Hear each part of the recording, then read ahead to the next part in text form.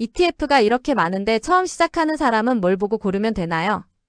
ETF 종류가 워낙 많기 때문에 처음 투자하시는 분들은 사실 어떤 걸 내가 골라야 될지 막막하게 느끼실 경우가 되게 많을 겁니다. 그래서 처음 ETF 선택할 때 너무 복잡하게 생각을 하시기보다는 세 가지 정도 기준을 보시는 게 좋다고 말씀드리는데요. 첫 번째는 계속 강조하는 어떤 자산을 담고 있는 ETF냐 하는 겁니다. 그러니까 시장 전체를 담는 건지, 특정 산업에 투자하는 섹터 ETF인지. 그러니까 섹터라 하면 예를 들면 뭐 금융, 부동산 이런 것들이 있겠죠. 뭐 에너지, 뭐 배당 중심의 ETF인지 이런 거에 따라서 좀 투자 성격이 달라지는 거거든요. 기본적으로 내가 원하는 게 자산의 성장인 건지, 아니면 배당을 받는 현금의 흐름인 건지, 요거에 따라서 조금 이제 목적이 달라질 수 있고요. 두 번째는 제가 계속 강조드리는 기초 자산의 장기 성장 가능성입니다. 그러니까 ETF는 결국 그 안에 들어있는 자산들이 성과를 만들어내기 때문에 이제 계속 나아갈 수 있는 거거든요. 어떤 산업이나 기업을 담고 있는지가 굉장히 중요합니다. 그 산업이나 기업이 장기적으로 성장할 수 있느냐, 이거를 보는 거죠. 제가 좀 약간 하향 산업에 투자를 하게 되면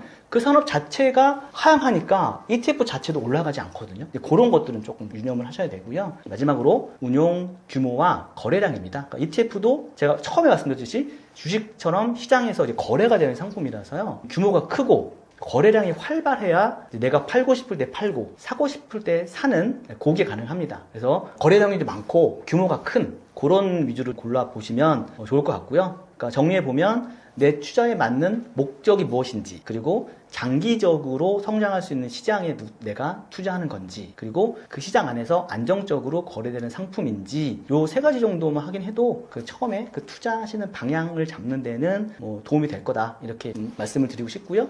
처음에는 이제 복잡한 전략보다는 저는 사실은 초보자일수록 시장 전체를 담는 ETF부터 시작을 하시는 게 가장 현실적이지 않나 생각을 합니다. 배당을 원하는 사람은 어떤 ETF 유형을 먼저 보면 좋나요? 배당을 원하는 투자자면은 어떤 방식으로 이제 배당이 만들어진 ETF인지를 살펴보는 게 중요합니다. 그러니까 같은 배당이라고 해도 구조가 조금씩 달라지기 때문인데요. 먼저 이제 가장 쉽게 접근할 수 있는 거는 이제 배당 성장형 ETF입니다. 그러니까 제가 좀 전에도 언급을 드렸던 SCHD라는 이제 배당 성장형 ETF인데 한국에서는 뭐 슈드라고도 이야기를 많이 하고요. 그러니까 배당이 높은 기업보다는 배당을 꾸준히 늘려온 기업들 중심으로 이제 구성이 됩니다. 그래서 그러니까 배당이 시간이 지날수록 계속 증가를 하게 됩니다. 만약에 내가 10년 정도 투자했다. 그럼 지금은 뭐 배당률이 한 3%지만 10년 지난 시점에 돌아보면 그게 한 10% 이상 계속 늘어나기 때문에 나중에는 진짜 몇 배가 되는 그런 성과를 얻을 수 있거든요. 그렇지만 현재로서는 배당은 낮다.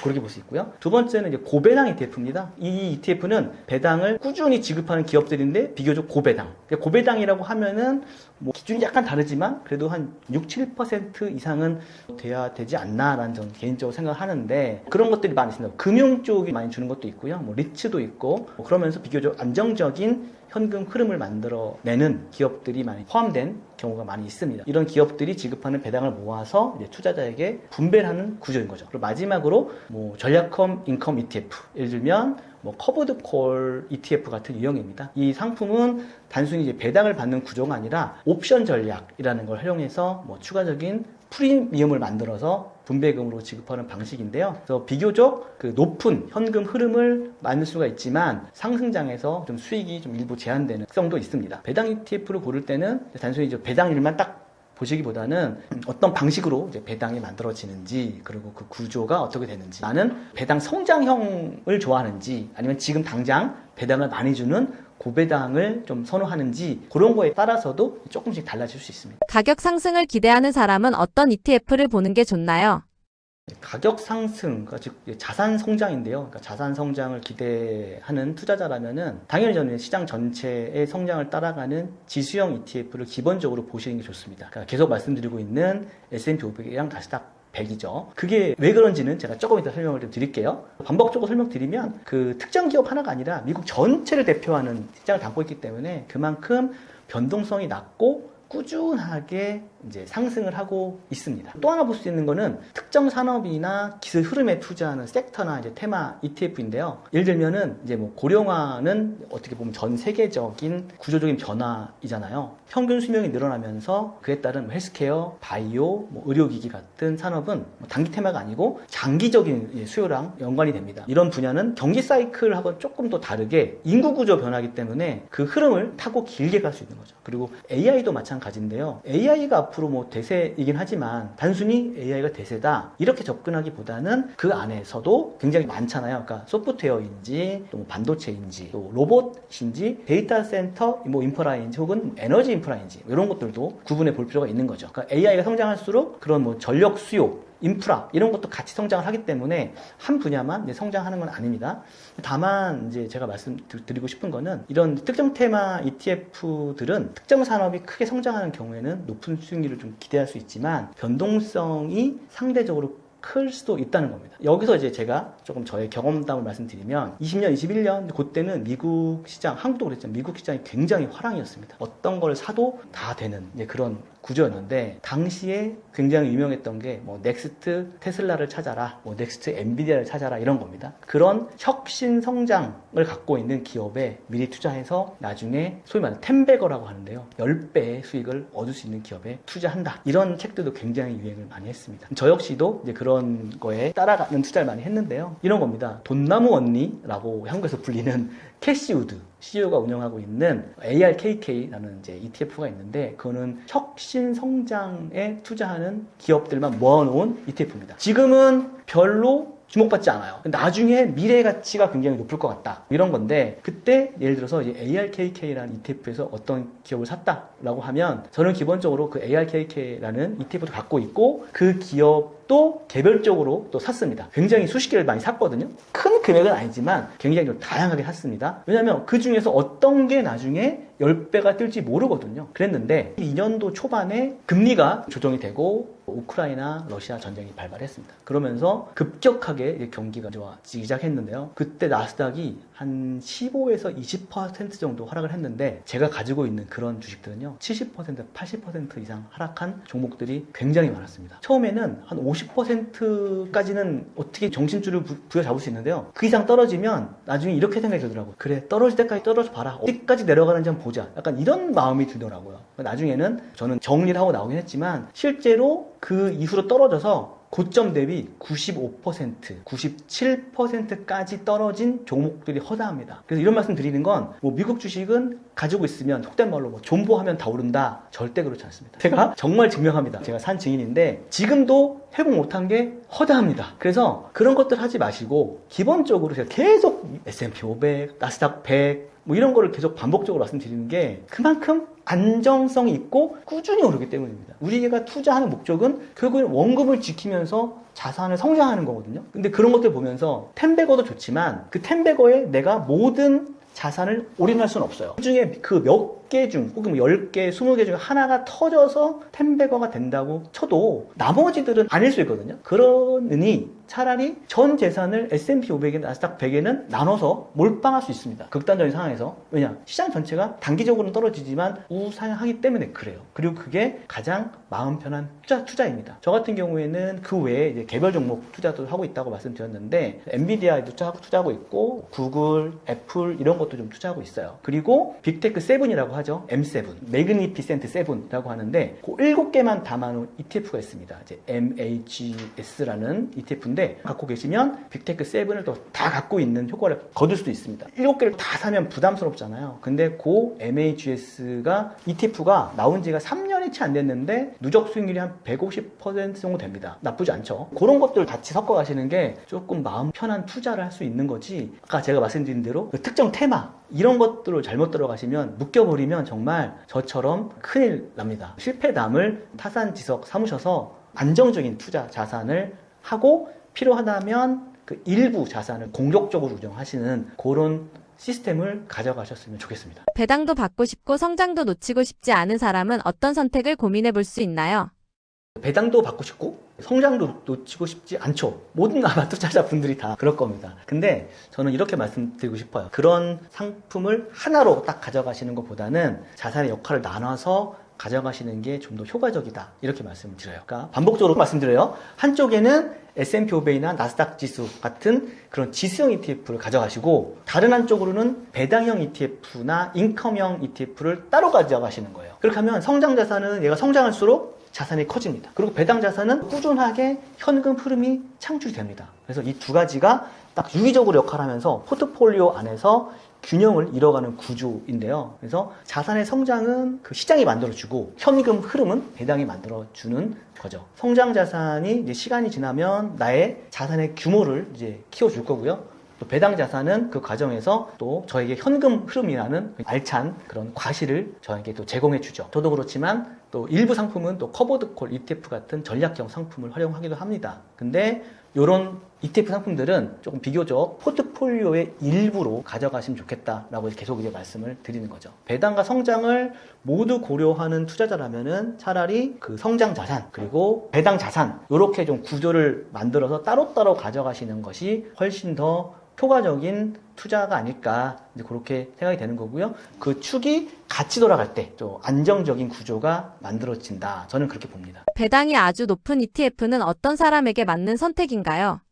배당이 아주 높은 ETF는 이제 모든 투자자분들에게 맞는 상품이라기보다는 조금 제한이 돼 있다. 이렇게 생각을 합니다. 먼저 내가 은퇴를 했는데 안정적으로 얼마의 금액이 나와야 되는데 내가 갖고 있는 그 자본금만으로 그거를 가져갈 수 없는 거죠. 예를 들어서 내가 한 3억 정도의 은퇴 자금이 있는데 그거로 안정적으로 한 달에 한 300 이상의 현금 흐름이 필요해요. 그 3억으로 한 달에 300만 원을 만들기는 우리가 보통 추구하는 시장 수익률은 조금 어렵거든요. 그럴 때 약간 고배당 상품에 들어가서 현금 흐름을 만들어낼 수 있는 전략을 활용할 수가 있는 거죠. 근데 그렇지만 모든 금액을 다 고배당주에 투자를 하시는 거는 안 되고요. 일부만 활용을 하는 부분이고 또 하나는 현금 흐름을 빠르게 만들고 싶은 투자자죠. 그러니까 예를 들어서 커버드콜 전략을 활용하는 ETF 같은 경우에는 분배금이 높습니다. 배당금이 높기 때문에 빨리 현금 흐름을 창출할 수가 있습니다. 근데 이런 것도 이제 단순히 배당금이 높다라고 이제 접근하시는 게 아니라 아까 말씀드렸던 대로 우상향하는 기초 자산을 선택을 해서 복리의 구조로 가져가는 게 훨씬 좋다는 거죠. 늘 말씀드리지만 이제 커버드 콜은 어느 정도 한계가 있기 때문에 그런 것들을 잘 고려하고 하시는 게 좋다 이렇게 말씀드려요. 커버드콜 ETF는 일반 배당 ETF와 어떤 사람에게 더 어울리나요?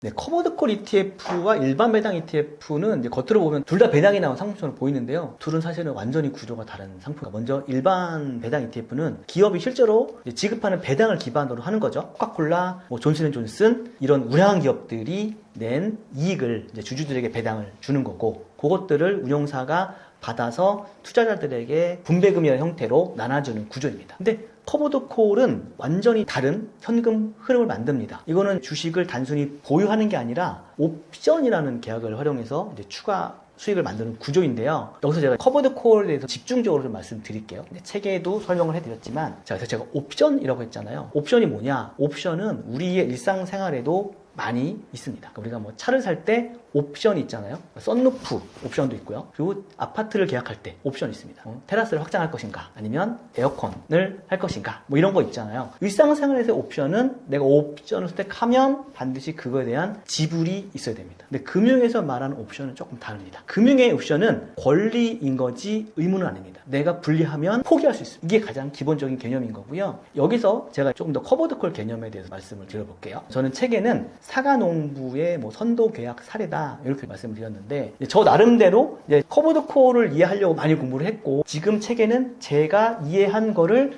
저만의 언어로 이제 최대한 쉽게 이제 풀어낸 거를 지금 말씀드리는 겁니다. 자, 저는 이제 농부입니다. 매년 가을이 되면 이제 사과를 수확을 하는데요. 보통 평년에 한 상자에 5만 원씩 받았습니다. 저는 올해도 5만 원 정도가 될 거라고 예상을 하고 있어요. 근데 여름에 도매상에서 찾아와서 저에게 이런 말을 합니다. 농부님, 제가 지금 5천 원을 계약금으로 드릴게요. 대신에 가을이 돼서 사과를 출하를 하시면 저한테 5만 원에 살 수 있는 권리를 주세요. 이렇게 얘기를 합니다. 그러면 저는 생각해 보니까 원래 나는 이거를 박스당 5만 원에 팔려고 했는데 5천 원까지 더 준다는 거예요. 그럼 10%가 이득이네? 라고 해서 네, 좋습니다. 라고 해서 계약을 성립을 해요. 이렇게 이제 계약이 성립이 된 겁니다. 여기서 이제 실제 가을이 되면 세 가지 경우의 수가 발생합니다. 첫 번째는 사과의 가격이 엄청나게 오른 겁니다. fun기가 나서 한 박스가 5만 원이 아니라 10만 원이 된 거예요. 그러면 도매상은 신나서 오겠죠. 내가 전에 5천 원 줬으니까 5만 원을 내놔 라고 하겠죠. 그럼 농부는 울며 겨자 먹기로 계약이니까 줄 수밖에 없죠. 내가 이거 시장에 팔았으면 그냥 10만 원에 파는 건데 5천 원 그거 받은 것 때문에 4만 5천 원을 내가 추가 수익을 못 얻는 거잖아요. 반면에 도매상은 굉장히 큰 이익을 얻는 거죠. 요게 바로 커브드 콜로 표현하자면 농부는 5천 원이라는 옵션 프리미엄을 받은 겁니다. 그리고 계약을 했기 때문에 10만 원이라는 그 금액을 받지 못하고 5만 원에 넘겨줄 수밖에 없는 거예요. 4만 5천 원은 도매상이 가져갔습니다. 그래서 커브드 콜은 빠른 상승장에서 수익이 제한이 된다라고 말하는 게 바로 이런 구조입니다. 두 번째는 똑같이 5만 원에 팔리는 거예요. 이런 경우에는 도매상이 저에게 5만 원 주고 가져가도 되고 아니면 어디서 사든지 5만 원이니까 옵션을 행사하지 않을 수도 있습니다. 그럼 저는 이미 5천 원 받았으니까 도매상에게 5만 원에 팔건 다른 곳에 5만 원에 팔건 똑같습니다. 그래서 5천 원을 받게 되는 거죠. 농부는. 커브드 콜은 시장이 횡보할 때 고만고만한 시장에서 가장 유리합니다. 마지막은 사과가 폭락한 거예요. 원래 5만 원을 받았는데 폭락해서 2만 원이 된 겁니다. 그러면 이건 이제 어떻게 보면 농부 입장에서는 불가항력이죠. 근데 5천 원을 받았어요. 그러니까 떨어지는 사과값을 막을 수는 없지만 5천 원을 받음으로 인해서 조금 보완이 됐습니다. 그 농부 말고 도매상은 저한테 5천 원 줬지만 5만 원에 저한테 그걸 사겠습니까? 안 사겠죠. 그냥 권리를 포기해버리면 끝나는 거예요. 그래서 도매상의 최대 손실은 5천 원입니다. 하지만 최대 수익은 사과가 극단적으로 올라가는 가격까지 다 도매상이 가져갈 수 있는 거죠. 반대로 말하면 농부, 즉 커버드 콜의 한계는 그 올라가는 과실을 따먹을 수 없는 거, 횡보장에서만 유리하는 거, 그리고 떨어지는 그 시장 환경을 막을 수 없는 겁니다. 시장이 떨어지는 건 좋은데 문제는 그 다음에 얘가 올라가야 되잖아요. 지금 제가 설명드리는 그 커버드 콜이 상승장에서 못 올라가는 한계 때문에 보통 커버드 콜의 그래프를 보면은요, 이렇게 떨어집니다. 이렇게 올라가는 구조가 나오지 않거든요. 그래서 이제 그게 이제 커버드 콜이 갖고 있는 기본적인 한계입니다. 근데 요즘에 그런 일부 상품들은 커버드 콜을 좀 기본적인 한계를 극복하려고 만들어진 상품이 많습니다. 책에 설명하고 있는 1.2배를 추정하는 그런 것들인데, 왜냐? 기초자산이 올라갈 때 얘가 1.2배로 따라 붙고 만약에 거기다가 배당금까지 재투자했다는 가정을 한다면 우량한 기초자산인 경우에는 기초자산의 수익률을 또 상회하기도 합니다. 여러 가지 전제가 되게 많거든요. 그런 것들을 잘 이해하고 하셔야 되는 거죠. 그럼에도 불구하고 커버드 콜은 어느 정도 리스크가 산재되어 있기 때문에 자산의 일부로만 활용하시면 좋다. 이렇게 좀 말씀을 드리고 싶어요. 초보자들이 ETF를 고를 때 가장 많이 하는 실수는 무엇인가요?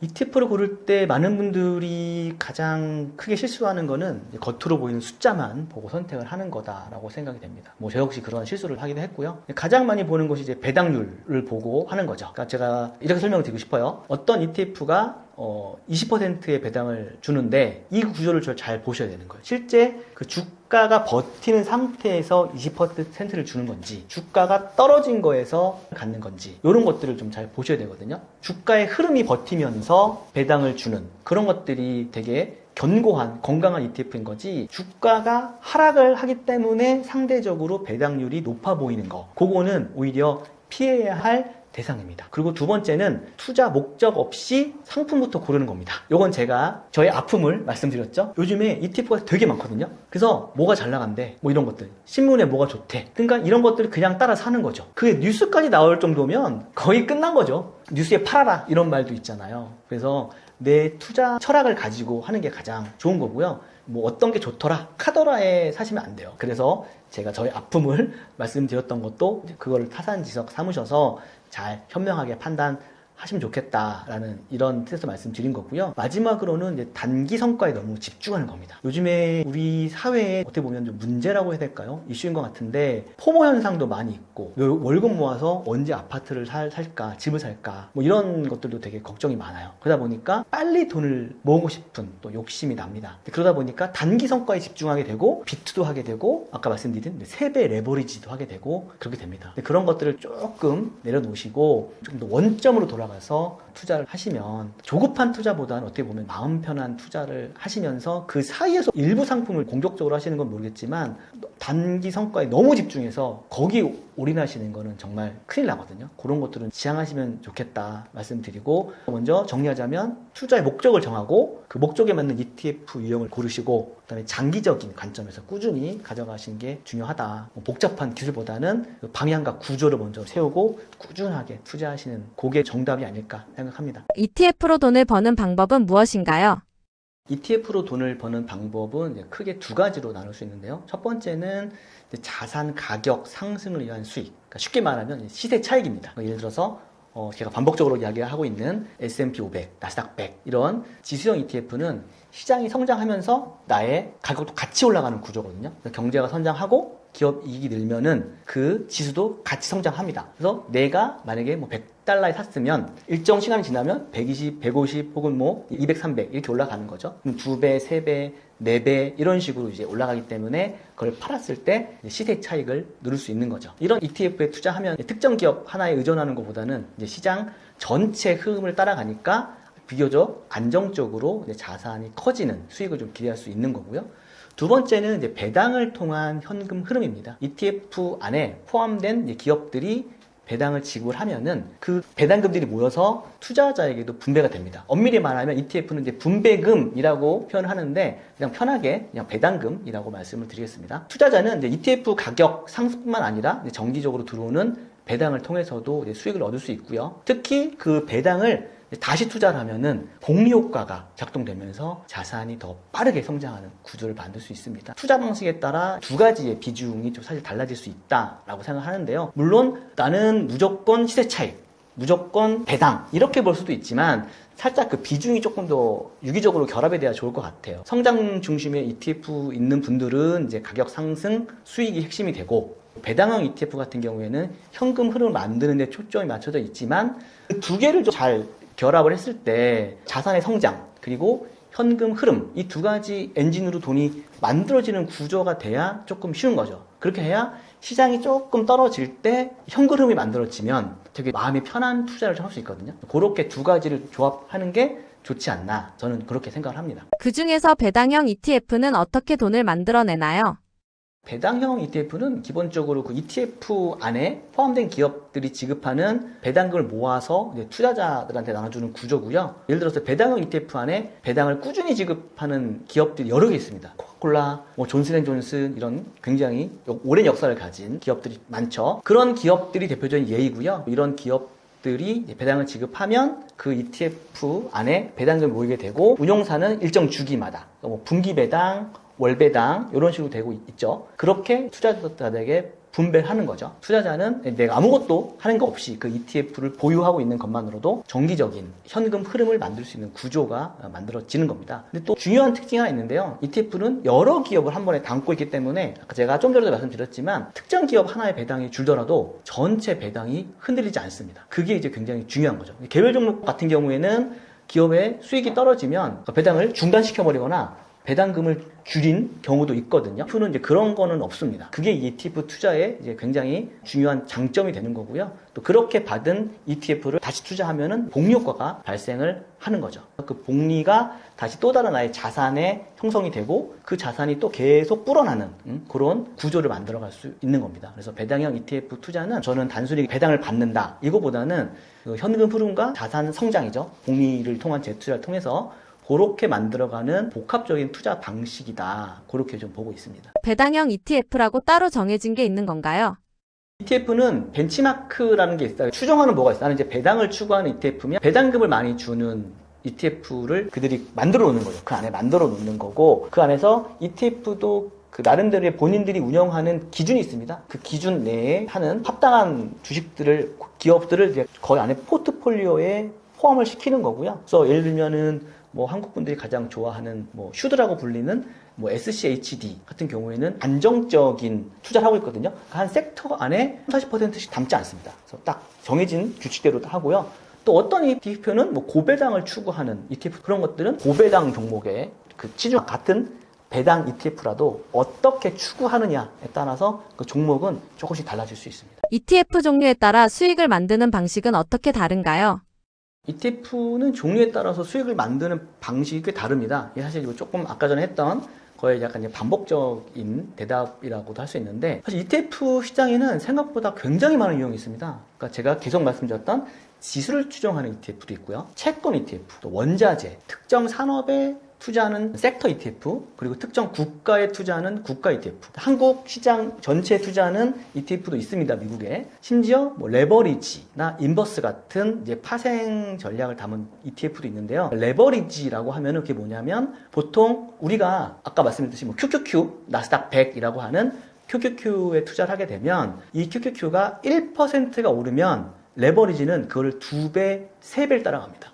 그러니까 3배를 따라가는 그 ETF가 앞에 T가 붙습니다. T, QQQ 이렇게 되어 있는데, QQQ가 1% 오르면 얘는 3% 오릅니다. 반대로 1%가 떨어지면 3%가 떨어지는 거죠. 그리고 인버스는 거꾸로 투자하는 겁니다. 지금 코스피가 굉장히 높다고 하니까 떨어질 거야 라고 해가지고 떨어지는 거에 베팅하는 그런 분들이 계신데, 사실 이 두 가지는 굉장히 위험해서 초보자들은 접근하지 않는 게 좋습니다. 왜 그러냐면, 제가 책에도 담았지만 레버리지가 되게 위험하거든요. 엔비디아의 CEO 젠슨 황이 양자 컴퓨터에 대해서 이런 말을 했습니다. 양자 컴퓨터가 상용화 되려면, 정말 이익이 나려면 앞으로 20년은 더 기다려야 한다, 이 얘기를 했어요. 근데 양자 컴퓨터의 대표 기업인 아이온큐라는 게 있는데, 그 아이온큐의 3배 레버리지로 투자하는 분들이 많으셨어요. 근데 그게 하루 만에 34%인가 30 몇 % 떨어졌습니다. 자, 그러면 3배 레버리지잖아요. 그럼 제가 35%라고 해볼게요. 35 곱하기 3 하면 105죠. 100원 없잖아요. 하루 아침에 ETF,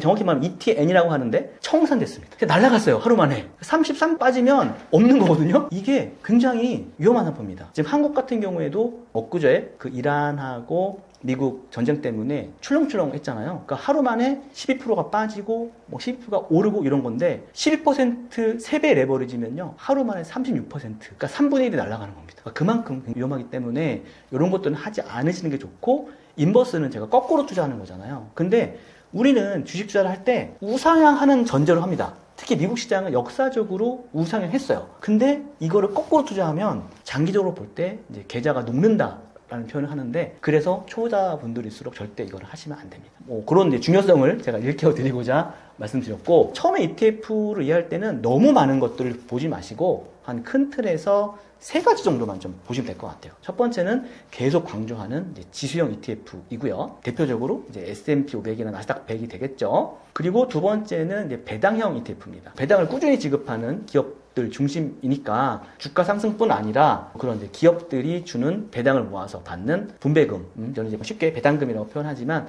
그걸 통해서 현금 흐름을 쉽게 좀 만들 수 있고요. 세 번째는 전략형, 또 테마 ETF입니다. 이 ETF들은 특정 산업이나 뭐 투자 전략을 담고 있는 게 많은데요. 예를 들어서 뭐 AI, 반도체, 로봇, 뭐 이런 산업들에 집중 투자하는 테마 ETF도 있고요. 옵션 전략을 활용하는 커브드 콜 ETF, 특정 방식으로 수익 구조를 만드는 상품도 있습니다. 결국 ETF라고 해서 모든 같은 방식으로 돈을 만들어지는 건 아니고요. 그러니까 어떤 ETF는 뭐 자산 성장, 어떤 ETF는 뭐 현금 흐름, 또 어떤 ETF는 뭐 특정 전략이나 산업에 투자하는 이제 방식인 거죠. 투자를 하시는 분들은 내 목표가 어떤 건지, 뭐 자산 성장인지 아니면 현금 흐름인지, 이런 것들에 따라서 좀 ETF의 종류를 선택하고 다가가시면 좋겠다라고 말씀을 드리겠습니다. 단순하게 배당률이 높으면 더 좋은 상품이라고 생각해도 되는 건가요? 배당률이 높다고 해서 무조건 좋은 상품이라고 보기에는 사실 어렵습니다. 많은 분들이, 뭐 저 역시 그랬지만 이제 숫자만 보고도 판단하는 경우가 더러 있는데요. 배당률보다 실제 그 배당이 어떻게 만들어지는지가 중요하다고 생각합니다. 배당이라는 건 결국 기업이나 그 자산이 벌어들인 수익을 나눠주는 거기 때문에 그 배당이 어디서 나오는지를 보는 게 필요합니다. 기업의 이익이 꾸준히 늘어나면 안정적으로 건전한 배당이라고 볼 수 있는 거죠. 근데 예를 들어서 배당률이 굉장히 높은 기업이 있는데 지금 실적이 안 나오고 있는 거예요. 그러면 예를 들어서 원래 기업의 주가가 $100였는데 뭐 1년에 $10 줬습니다. 그러면 그의 배당률을 갖고 있는 건데, 이 기업의 주가가 반토막이 났어요. 그러면 결국에는 주가 나누기 배당률이라는 게 주가거든요. 그래서 배당 수익률이 20%로 올라갑니다. 그러니까 이거는 이제 주가가 떨어진 거에 대한 착시 현상입니다. 그런 것들을 잘 파악을 해 보셔야 되고요. 배당률 숫자 하나만으로 딱 보시기에는 좀 어렵고, 기초자산이 뭔지, 그리고 그 수익이 어떻게 만들어지는지, 또 그 배당이 오래 유지될 수 있는지를 함께 보는 것이 좀 중요하다라고 생각을 하고 있습니다. 세금까지 고려하면 실제 수익은 얼마나 달라지나요? 뭐 세금까지 고려하면 실제 수익은 생각보다 꽤 달라질 수 있죠. 그 주식 같은 경우에는 뭐 양도 차익도 있지만, 우린 지금 이제 배당에 관련돼서 이야기를 하니까 그거만 본다면, 그 많은 분들이 투자할 때 배당 수익률만 보시는데, 실제로 이제 투자자가 손에 쥐는 거는 이제 배당을 뺀 뒤에 이제 수익입니다. 예를 들어서 해외, 이건 뭐 ETF뿐만 아니라 모든 이제 배당주를 다 통틀어서 말씀드리면, 기본적으로 미국을 기준으로 해서 15%의 세금이 적용이 됩니다. 배당률이 뭐 10%라고 해도 실제 세금 제외하면 8% 중반 정도 되겠죠. 다만 여기서 중요한 거는 금융소득 종합과세 기준입니다. 그러니까 이제 배당 혹은 이자 같은 금융소득이 연 2천만 원을 넘어가게 되면은 이제 종합과세 대상이 되는데요. 2천만 원의 기준은 세후가 아니고 사실 세전입니다. 세전. 그걸 조금 좀 중요하게 생각하셔야 되고요. 투자 규모가 커질수록 이제 세금 구조를 함께 이제 고려를 하셔야 되는 거죠. 수익률을 이야기할 때는 세후 기준으로 생각하시되, 우리가 금융소득 같은 경우에는 세전 기준 2천만 원이니까 그걸 염두에 두셔야 되고요. 저 같은 경우에는 그래서 계좌를 분리합니다. 그러니까 1인당 2천만 원까지는 종합소득 그 과세 기준이 아니잖아요. 그래서 제 계좌에서 뭐 일부, 또 저희 이제 배우자 계좌에서 일부, 이런 식으로 하면 좀 세금을 조금 피해간다라고 말하긴 뭐하지만 잘 뭐 활용할 수 있다, 그렇게 좀 말씀을 드리고 싶어요. 그래서 단순하게 수익 높은 것보다는 좀 세금까지 고려한 그런 좀 전략적으로 접근하는 게 좋지 않을까, 그렇게 좀 말씀드리고 싶습니다. 세금 때문에라도 분산 투자가 필수일까요? 그쵸. 그러니까 분산 투자라는 거는 개인한테 오는 분산 투자보다는 가족으로 나누는 것도 중요하죠. 2천만 원에 대한 그 기준을 저한테 한 1,800, 배우자한테 1,800. 그러면은 과세 기준에 충족되지 않으니까 대상이 안 되는데, 저한테 몰빵한다. 그러면 곱하기 2하면 3,600이 나오니까, 그렇게 되면은 이제 제 연봉에다가 이것까지 포함돼서 전체 수익이 잡혀버리니까 세금도 많이 나오고 건강보험료도 올라가는 그런 일이 발생을 하게 됩니다. 그리고 또 하나는 미국 주식 투자 법인을 설립해서 하는 방법도 있는데, 그거는 잘 고민을 해봐야 되는 게, 내가 진짜 많은 금액을 투자할 때 어정쩡하게 배당 소득이 뭐 2,500? 이 정도 되는데 미국 주식 법인을 하게 되면은 법인 설립하는 비용 들고 기장료 들고 이게 배보다 배꼽이 더 커지거든요. 그래서 이거는 나중에 진짜 내가 본격적으로 할 때, 그럴 때 고민하셔야 되는 거고, 지금으로서는 아까 말씀드린 이제 그런 식으로 좀 분산하는 게 가장 현실적이지 않을까, 그렇게 보고 있습니다. 월 300만 원씩 배당 받는 목표 현실적으로 가능한 건가요? 먼저 이제 한 가지 전제로 말씀드리면, 제가 책에서 이야기하는 월 300만 원 현금 흐름 목표는 커버드 콜 ETF 같은 인컴 전략을 활용하는 경우를 염두에 둔 그런 시나리오입니다. 모든 ETF 투자에서 자동적으로 만들어지는 숫자는 아니고요. 결론부터 말씀드리면 가능한 목표이긴 합니다. 하지만 특정 상품 하나만 사서 그냥 단순히 기다린다고 해서 또 만들어지는 자동 구조는 아닙니다. 제가 책에서 설명한 시나리오가 몇 개 있는데요. 그 전제사항이 있습니다. 첫 번째는 이제 초기 투자금인데요. 저는 이제 책에서 표현한 대로 1,000만 원으로 이제 한정을 했고요. 두 번째는 배당금을 소비하지 않고 재투자하는 구조입니다. 그리고 세 번째는 일정 기간, 저는 그걸 3년으로 보고 있는데요. 그 3년 동안 흔들리지 않고 매도하지 않으면서 투자 구조를 유지하는 겁니다. 그러니까 중요한 건 여기서 복리에 대한 구조인데요. 그러니까 배당을 다시 투자하면 자산이 점점 커집니다. 그리고 그 자산이 배당을 또 만들어주는 구조가 반복이 되는 거죠. 그래서 일정 시간이 지나면 자산이 스스로 자산을 만들어내는, 복제하는 그런 구간이 만들어집니다. 그리고 또 하나 제가 강조하고 싶은 거는 기초 자산의 성장입니다. 그러니까 결국에는 우상향하는 우량한 기초 자산에 투자를 해야지 장기적으로 이 구조가 유지가 될 수 있는 겁니다. 제가 책에서도 표현했지만 일부 커버드 콜 ETF는 기초 자산을 1.2배 추종하는 구조를 갖고 있는 상품도 있습니다. 예를 들어서 뭐 엔비디아를 추종한다고 하면 엔비디아가 1% 오르면 이건 1.2% 정도 오르거든요. 이게 커버드 콜 전략의 구조적인 한계를 보완해 주기도 합니다. 커버드 콜 전략은 제가 조금 뒷파트에서 상세하게 설명을 드릴게요. 다만 저는 이제 커버드 콜 ETF를 맹목적으로 옹호하지는 않습니다. 커버드 콜은 그 자체적으로 지닌 한계가 있습니다. 그래서 커버드 콜 상품의 자산을 몰빵해서 투자를 하시면 안 된다, 저는 꼭 말씀드리고요. 커버드 콜은 현금을 빠른 시간 내에 현금 흐름을 이제 가속화하는 도구인 거고, 어디까지나 이제 포트폴리오의 일부로 이제 활용을 해야 되는 거지 전체는 안 된다 하는 거고요. 반복적으로 말씀드리면 저도 그렇습니다만 성장 자산은 이제 기초 자산을 만드는 겁니다. 그러니까 기초 체력, S&P 500인 나스닥 100 그런 게 만들고, 현금 흐름은 이제 커버드 콜이 보완하는 방식으로 해서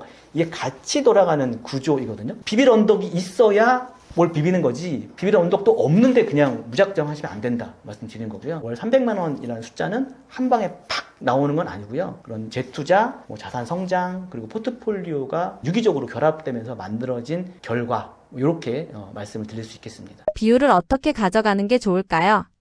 저는 거의 동률을 가져가요. 그러니까 그 이상 기초 자산이 더 많아야 됩니다. 더 많은 상태에서 커브드콜을 투자를 하는 게 훨씬 좋은 거죠. 그래야 그 시장이 올라갈 때 자산이 성장하면서 열매를 내가 따먹을 수 있거든요. 그래서 기본적으로는 S&P 500이나 나스닥 100을 추종하는 그런 기초 자산들을 더 많이 가져가시고 일부러 커브드콜을 투자를 하시면 되는 거죠. 만약에 한 달에 100만 원을 투자할 수 있는 여력이 있다라고 본다면 어떻게 이제 분배해야 되는지, 요거에 대해서 이제 다음 파트에서 말씀을 드리겠습니다. 요즘 ETF 얘기를 많이 하는데 이거 주식인가요?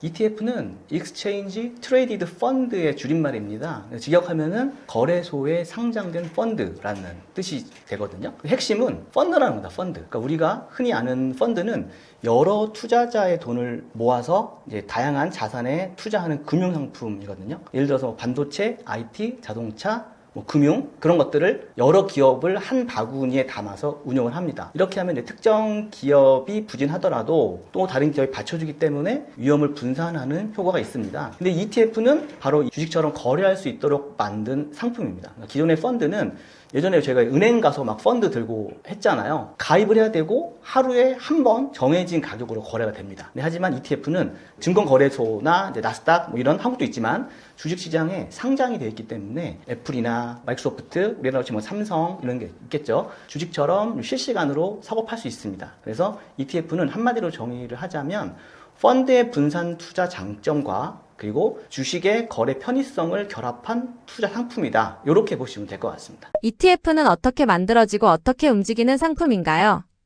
ETF는 보통 이제 특정 지수를 따라가도록 설계되어 있는데요. 그걸 이제 벤치마크 지수라고도 합니다. 예를 들어서 S&P 500 지수를 추종하는 ETF면 운용사는 이제 애플, 또 마이크로소프트, 엔비디아 이런 기업들을 실제로 일정 비율, 그러니까 일정 비율이라 하면 여기서 시가총액을 보통 기준으로 합니다. 그렇게 비율을 담아서 포트폴리오로 구성을 합니다. 그래서 그 포트폴리오를 잘게 쪼개서 S&P 500이니까 그 안에는 500개 기업이 들어있는 거죠. 그걸 주식처럼 만들어서 거래소에서 사고 팔 수 있도록 만든 것입니다. ETF는 기본적으로 추종하는 지수의 움직임을 따라서 설계된 S&P 500이 오르면 해당 ETF 가격도 오르게 되고요. 떨어지면 같이 떨어지게 됩니다. 근데 ETF가 등장한 배경에는 사실은 좀 투자자들의 요구가 있었습니다. 과거에는 이제 펀드 매니저가 종목을 골라서 운영하는 이걸 액티브 펀드라고 하거든요. 시간이 지나면서 수수료가 높고 성과가 오히려 낮았어요. 그래서 불만이 커졌습니다. 시장 평균 수익률을 이제 그대로 따라가면서 비용을 낮춘 인덱스 펀드라고 하는데요. 그런 투자 방식이 등장했고 여기서 이제 주식처럼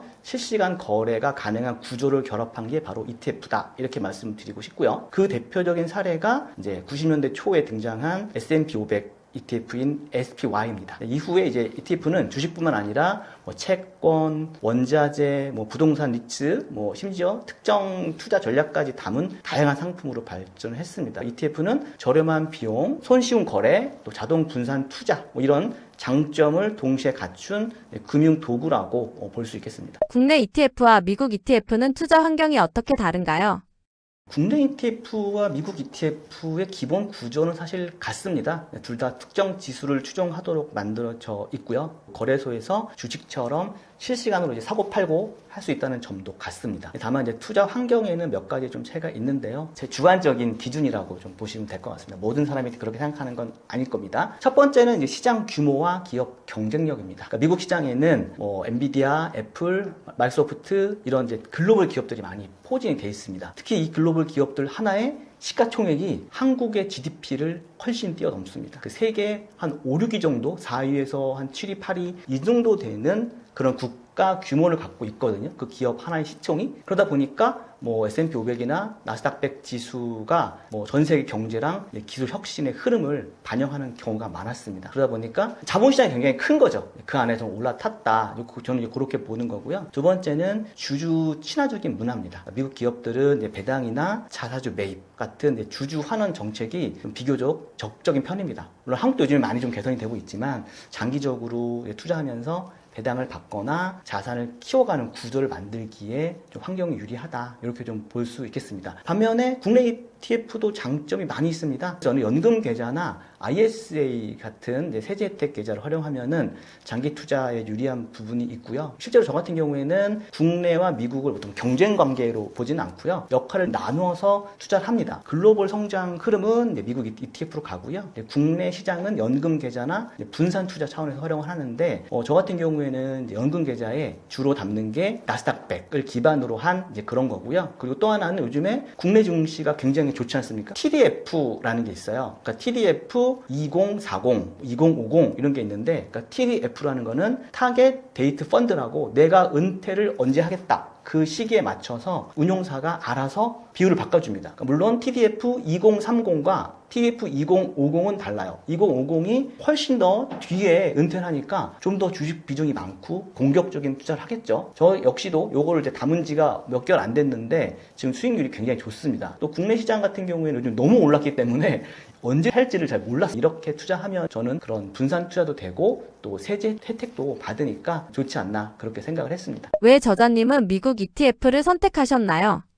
저는 크게 세 가지 이유 때문에 미국 ETF를 선택을 했습니다. 좀 전에도 말씀을 드렸지만 첫 번째는 이제 시장 경쟁력과 기업의 혁신성입니다. 그러니까 미국 시장에는 애플, 마이크로소프트, 엔비디아 같은 이런 글로벌 기업들이 굉장히 많이 포함되어 있습니다. 이런 기업들은 단순히 한 나라의 기업이 아니라 사실은 전 세계를 상대로 이제 사업을 하고 있는 거죠. 그러다 보니까 이제 S&P 500, 나스닥 100 같은 지수 자체가 세계 경제를 견인하고 기술 혁신의 흐름을 좀 반영하고 있다, 이렇게 말씀드리고요. 또 말씀드리면 주주 친화적인 문화 때문에 이제 그런 거고요. 미국 기업들은 배당이나 자사주 매입 같은 또 주주 환원 정책이 굉장히 적극적이어서 장기적인 쪽에서 바라본다면 이런 문화가 투자자한테 좀 안정적인 현금 흐름 그리고 자산의 성장을 동시에 기대할 수 있게 만들어 준다고 말씀드리고요. 세 번째는 이제 개인적으로 제가 가장 중요하게 생각하는 건데, 미국 증시 같은 경우에는 좀 저는 객관적인 투자 지표를 활용할 수 있다. 이게 이제 저는 가장 큰 장점으로 개인적으로 꼽습니다. 그걸 설명을 드리면, 예를 들어서 CNN 공포와 탐욕 지수라는 게 있는데요. 네이버에서 CNN Fear and Greed Index 이렇게 딱 치시면 나올 거예요. 그러면 CN은 딱 들어가는데 이렇게 온도계 같은 게 딱 생깁니다. 가운데는 50, 이쪽은 100, 이쪽은 0 이렇게 돼 있는데, 그 맨 위에 보면 타임라인이라고 있어요. 타임라인을 딱 누르시면 그래프처럼 이렇게 그래프 같은 게 쫙 펼쳐집니다. 그래프가 이렇게 막 돼 있는데요. 잘 보시면 20에서 25 언저리에서 저점을 딱 찍고 올라갑니다. 물론 작년에 관세 이슈 때문에 작년 4, 5이죠. 그때는 엄청 떨어져서 막 3, 4 이렇게까지 떨어진 적도 있습니다. 20에서 25 이 정도를 찍고 올라가거든요. 그러니까 CNN 공포지수가 가장 낮은 날, S&P 500이랑 나스닥 지수가 가장 낮은 날입니다. 반드시 일치한다 할 수는 없지만 거의 일치합니다. 그걸 봐서 예를 들어서 공포지수가 한 30 정도 됐어요. 그러면 내려와라. 저는 이제 내려오기를 바라고 있는 거죠. 왜냐면 그때 저점 매수를 이제 하면 되니까. 그때 이제 같이 보는 게 빅스라는 변동성 지수인데요. 변동성 지수 같은 경우에는 그 CNN 공포지수하고 반대입니다. 그러니까 공포지수는 50을 기준으로 해서 50 위로 올라가면 시장이 굉장히 기대감에 차이는 겁니다. 탐욕이 가득한 거죠. 25 이렇게 내려갈수록 시장이 공포에 질리는 겁니다. 그래서 이런 게 있어요. 내가 사면 떨어지고 내가 팔면 올라간다. 이런 분들은 이제 공포지수를 보시면 대략 한 6, 70 원래 잘 안 했는데 주변에 다 수익 났다고 하니까 이제 안 들어가면 안 될 것 같으니까 들어가신 거죠. 그리고 그 이제 고점에 이제 들어갔다는 거예요. 조금 지나면 이제 시장은 항상 변동성이 있으니까 떨어질 때 나는 이 변동성을 감당 못하고 내가 팔면 또 올라가죠. 그래서 그런 것들을 보시자면 공포지수가 낮을 때 사시면 비교적 좀 안전하게 사실 수 있다는 거고, 빅스 변동성 지수 같은 경우에는 올라가면 굉장히 시장이 불안한 겁니다. 그러니까 만약에 오늘 기점으로 해서 공포지수가 예를 들어 30이에요. 문제는 여기서 더 올라갈까? 더 떨어질까? 이제 궁금한 게 그거지 않습니까? 근데 변동성 지수는 갑자기 올라가고 있어요. 그러면 시장이 불안하다는 반증입니다. 아마도 공포지수는 더 내려갈 거예요. 근데 빅스 변동성 지수가 안정을 찾고 내려가고 있어요. 그럼 변동성 지수가 내려가고 있으니까 CNN 공포와 탐욕 지수는 그 저점을 찍고 올라갈 겁니다. 그래서 그 두 가지 같이 보면 좋은 사례인데, 그것만 보시는 것보다는 어느 정도 좀 글로벌 경제라든가 좀 거시적 환경을 보시면 좋은데, 그게 힘들다라고 하시면 공포지수가 낮은 날 들어가시면 좋다, 이렇게 말씀을 드리고요. 제가 말씀드리고 싶은 거는, 저는 기본적으로 장기 투자를 합니다. 장기 투자를 하더라도 기본적으로 낮은 저점에서 사게 되면 장기 수익률에도 아무래도 영향을 줄 수밖에 없습니다. 그런 지표들을 매수 기준을 판단할 때 하나의 기준이 되기 때문에 저는 개인적으로 그렇게 활용을 하고 있고, 한번 참고해서 해보셨으면 좋겠다, 이제 말씀을 드립니다. 결론적으로 말씀드리면, 저는 이제 글로벌 성장 흐름을 따라가는 거, 그 외에도 이제 투자 판단에 참고할 수 있는 데이터가 풍부한 미국 ETF 시장이 저에게 좀 개인적으로 맞지 않나, 그렇게 보고 있습니다. 한국 ETF는 전혀 안 하시나요? 저는 연금저축 계좌에 담아요. 연금저축 계좌에 TDF로 담아요. 한국은 객관적으로 제가 보는 지표를 못 찾았어요. 아까 말씀드린 대로 미국 같은 경우에는 그 공포지수나 변동성 지수를 기반으로 해서 하면 좀 그 투자를 판단할 수 있거든요. 그러니까 저는 투자는 감정으로 하면 안 된다고 생각을 합니다. 머리로 하는 것도 아니고 정해진 매뉴얼대로 하면 된다고 생각해요. 그런 좀 지표들 참고하면 되는데, 한국 증시는 안타깝게도 제가 이제 그런 것들을 찾지 못했기 때문에 지금이 들어가도 좋은 타이밍인가? 아닌가? 이런 것들을 사실 좀 판단을 잘 못하겠습니다. 그런 이유 때문에 미국 쪽에 하고 있는 거고, 대신 한국 지수가 요즘 많이 뜨겁지 않습니까? 그래서 저는 타이밍을 맞출 수 없기 때문에 제가 연금 저축 계좌에서 그렇게 분산 투자하는 걸로 하고 있습니다. 실제로 그게 굉장히 수익이 잘 나고 있습니다. 연금저축은 단일 종목을 투자할 수 없어요. 그래서 연령대가 높지 않으시잖아요. 그러면 아까 말씀드린 2050, 2060 이런 거 보시면 좀 공격적으로 되어 있을 거예요. 그러니까 저 같은 경우에는 보니까 한 20% 정도를 한국 기업에 투자를 하고 한 80% 정도를 미국 쪽에 하는 것 같아요. 근데 그럼에도 불구하고 수익이 꽤 많이 났습니다. 한 몇 개월 안 됐는데 지금 한 거의 10% 중반 정도 났으니까 좀 수익률이 괜찮다고 생각합니다. 지수형 ETF는 시장 전체를 사는 방법이라고 하셨는데 그게 어떤 의미인가요? 제가 지수형 ETF를 시장 전체를 사는 방법이라고 표현한 이유는 간단합니다. 보통 주식 투자를 하면은 보통 특정 기업을 선택을 해서 하게 되죠. 예를 들면 뭐 삼성일 수도 있고, 미국 같은 경우는 애플, 엔비디아 이런 기업을 사는 거죠. 이렇게 개별 종목에 투자하면은 그 기업이 크게 성장하면 당연히 높은 수익률을 얻을 수 있습니다. 반대로 기업이 흔들리면 손실도 발생할 수 있는 거죠. 근데 지수형 ETF는 그 방식이 조금 다릅니다. 제가 계속 강조하는 S&P 500 ETF는 미국의 대표 기업 500개를 한 번에 담고 있잖아요. 이렇게. 그런 특정 기업 하나에 투자하는 게 아니라 미국 전체, 미국 경제 대표를 대표하는 기업들의 묶음에 투자하는 구조이기 때문에, 또 다른 거 하나는 이제 미국 나스닥 100 ETF가 있겠죠. 이거는 기술 중심 성장 기업들이 많이 좀 포진된 지수겠죠. 기술 혁신 성장, 그리고 그 성장 산업의 흐름을 따라가고 싶을 때 활용하는 지수입니다. 근데 제가 이런 지수형이 중요하게 보는 이유는 미국 주식 시장이 역사적으로 장기적으로 계속 성장해 왔기 때문입니다. 경제가 성장하고 기업의 이익이 늘어나면 결국 시장 전체의 파이도 같이 성장을 하는 거죠. 개별 종목을 맞히는 투자보다는 어떻게 보면 시장 전체의 성장에 올라타는 전략, 그게 초보자일수록 조금 더 현실적인 투자 방법이라고 생각을 하고요. 다만 개별 종목 투자가 필요 없다, 이런 말씀은 아닙니다. 저도 개별 종목을 투자하고 있습니다. 하지만 ETF는 이제 기본 체력인 거고, 개별 종목은 공격 자산인 거죠. 그러니까 ETF는 방패, 개별 종목은 뭐 창, 이렇게 볼 수 있습니다. 그래서 ETF로 시장 전체의 성장성, 그 안정성을 가져가고, 그 위에 개별 종목 투자를 일부 더해서 수익 구조를 만드는 구조다, 이렇게 보시면 될 것 같아요. 좋은 시장을 선택을 하고 그 시장의 성장을 오래 가져가고, 그게 이제 지수형 ETF 투자의 핵심이다, 이렇게 제가 말씀을 드리고 싶습니다. 포트폴리오에 넣는 종목들의 공통점은 무엇인가요? 장기적 관점인가요?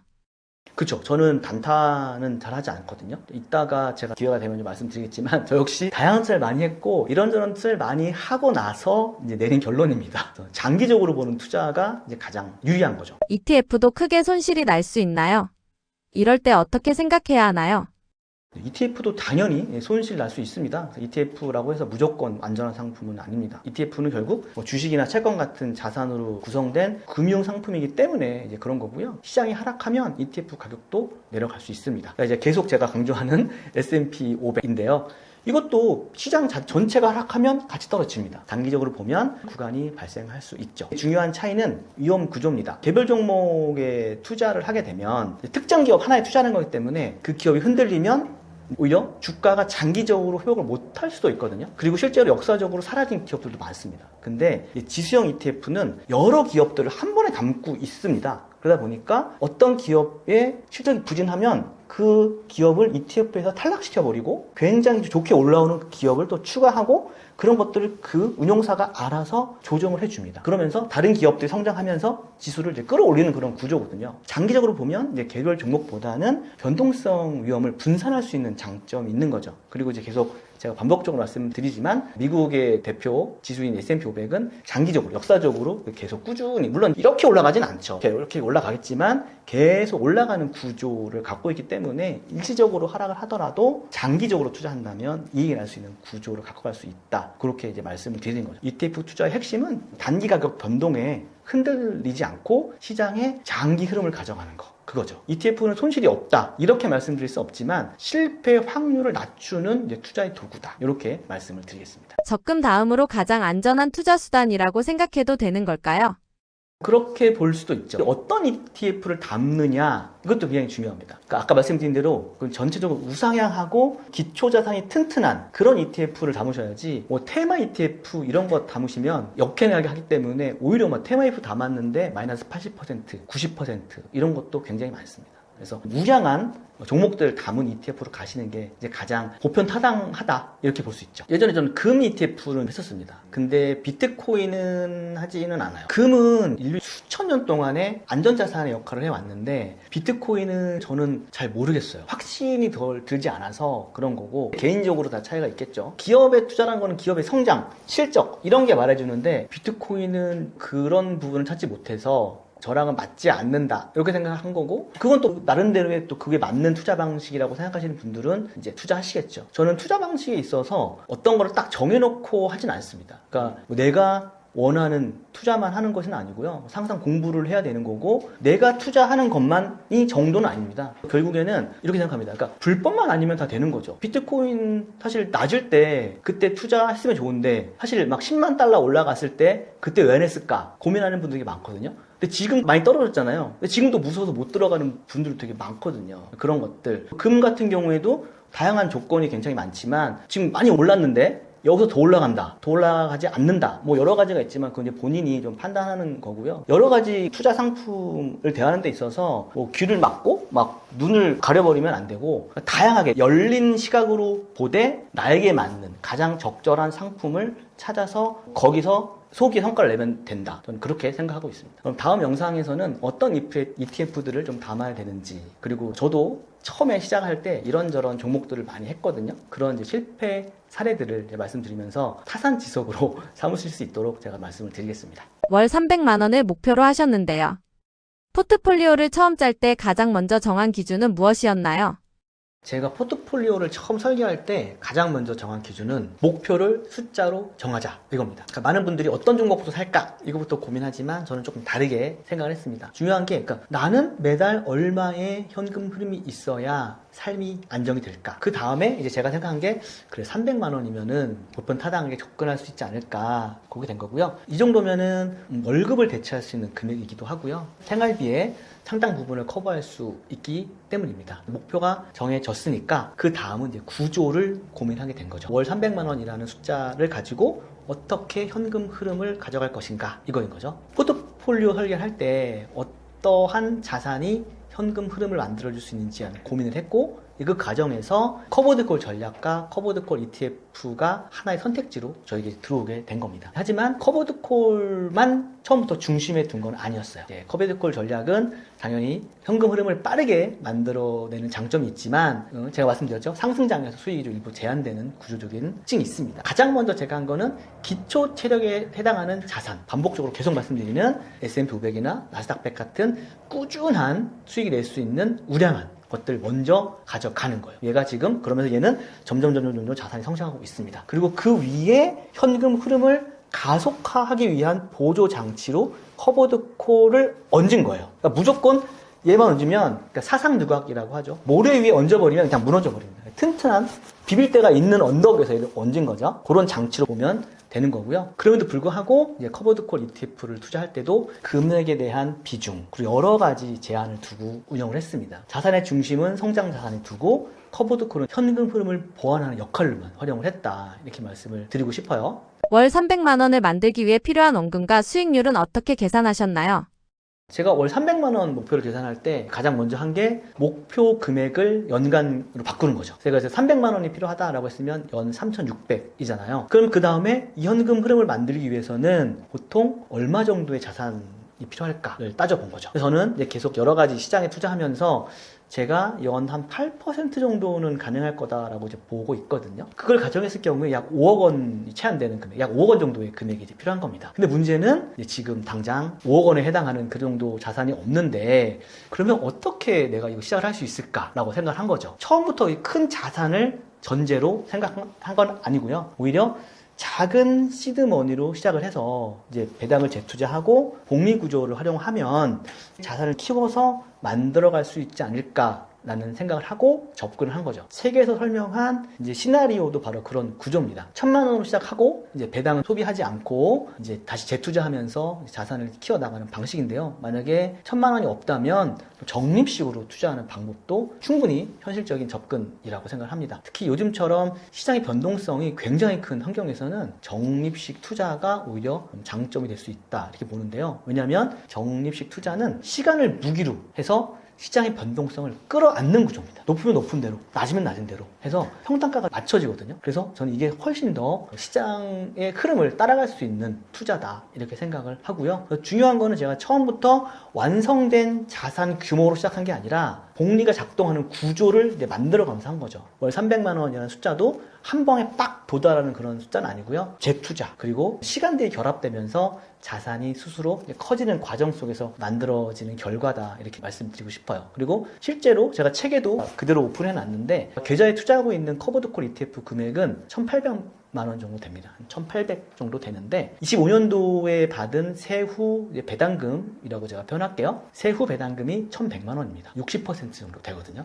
그때는 25년도는 시장이 더 좋긴 했어요. 다만 문제는 이 배당금이 매달 일정하지 않다는 겁니다. 어떤 달에는 50만 원 정도가 나오기도 했고요. 어떤 달에는 150만 원 정도가 나오기도 했습니다. 그러니까 월별로 따지면 한 3배 정도의 차이가 난 거예요. 근데 내가 만약에 이거를 생활비로 노후에 생활비로 매월 사용해야 한다라고 하면은 이 들쭉날쭉한 것 때문에 저는 굉장히 불안에 휩싸일 것 같아요. 그래서 저는 이 돈을 생활비로 사용해야 돈은 아니다 라고 생각한 거고요. 오히려 뭐 50만 원이건 150만 원이건 매월 다르게 들어오지만 들어오는 금액은 1년에 들어오는 금액은 있으니까 이런 것들을 계속 현금 흐름에 재투자를 하면서 복리의 속도를 높이고 자산을 키우는 전략으로 접근한 거죠. 배당을 소비하는 게 아니라 재투자를 통해서 자산이 스스로 현금 흐름을 만들어내는 시스템 만드는 거. 제가 접근한 방식은 이겁니다. 그 목표를 달성하기 위해 결국 어떤 투자 전략을 선택하셨나요?